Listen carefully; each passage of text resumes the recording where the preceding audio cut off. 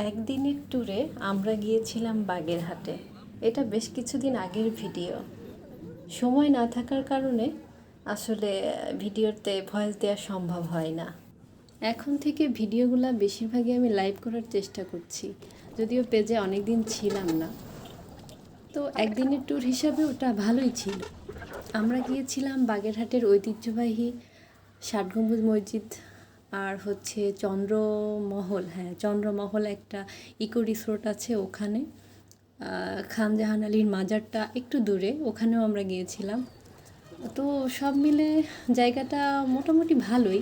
যেহেতু আমাদের ঐতিহাসিক স্থান, তার একটা বিশেষ গুরুত্ব অবশ্যই রয়েছে, কিন্তু ঘোরার জন্য খুব বেশি সময়ের প্রয়োজন আছে বলে আমার মনে হয়নি।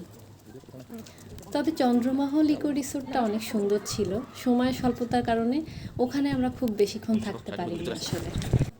খুব বেশি পর্যটক এখানে ছিল না, আবার একেবারেও যে কম সংখ্যক ছিল তা না।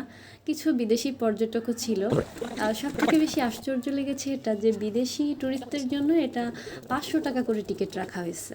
এটা আমার কাছে আসলেই খুব বেশি মনে হয়েছে। আর এখানে আসলে মসজিদের ভেতরে প্রবেশ করতে পারবে সবাই, মহিলা পুরুষ নির্বিশেষে সবাই এখানে যেতে পারে। এর সঙ্গে রয়েছে এটার একটি সংগ্রহশালা, পীর খানজাহান আলীর ব্যবহৃত জিনিসপত্র, ওই সময়ের বিভিন্ন পুরাকীর্তি দিয়ে জাদুঘরটি সাজানো হয়েছে।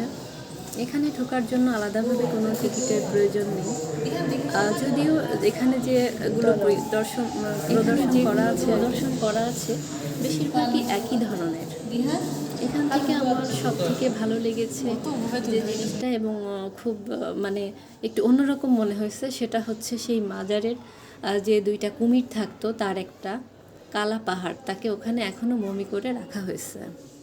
দিঘির সাইডটা আমি এখানে নিয়ে আসিনি, কারণ ওইটা দিলে ভিডিওটা অনেক বেশি বড় হয়ে যায়। তারপর এটা কাটসাট করে আমি ছোট করার চেষ্টা করেছি। যতটুকু না করলেই নয়, আমি ততটুকুই আসলে রেখেছি। এখানে আশেপাশে রেস্টুরেন্ট ছিল, বাট আমাদেরকে নিয়ে যাওয়া হয়েছিল ধানসিঁড়ি রেস্টুরেন্ট। ভালো লেগেছে ওখানে যেয়ে আমাদের খাওয়া দাওয়া। এটাই সেই কালা পাহাড়, যেটা আমার কাছে একটু অন্যরকম মনে হয়েছে।